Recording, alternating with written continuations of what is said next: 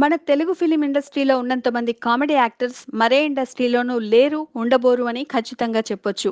అసలు ఇప్పుడు వస్తున్న ఏ సినిమా చూసుకున్నా అందులో ఉండవలసిన ఎలిమెంట్ హాస్యం. జనాలు కూడా సినిమా హాల్‌కు వచ్చి నవ్వడానికే ఎక్కువ ఇష్టపడుతున్నారు. అది తెలిసి మన తెలుగు డైరెక్టర్స్ కూడా కామెడీ ట్రాక్ లేకుండా సినిమాలకు కథలు రాయడం లేదు. అలా పుట్టిన ఒక హాస్య నటుడే వెన్నెల కిషోర్ కుమార్. వెన్నెల సినిమాలో తను చేసిన పాత్ర వల్ల అతన్ని అందరూ వెన్నెల కిషోర్ అని పిలుస్తారు. ఇలా ఏ కొద్ది మందికో అలాంటి భాగ్యం దక్కుతుంది.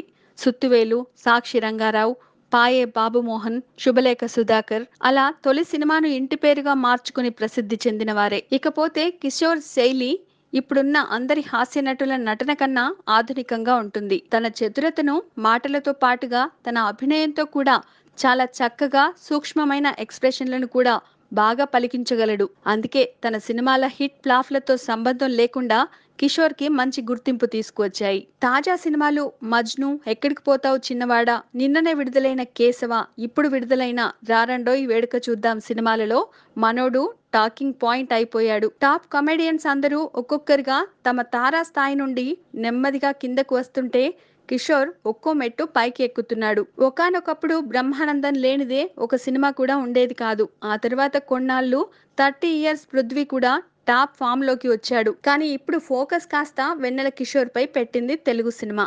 అలా మరో స్టార్ కమెడియన్ పుట్టాడు. Please subscribe. Hi, it's me Purna. Please subscribe.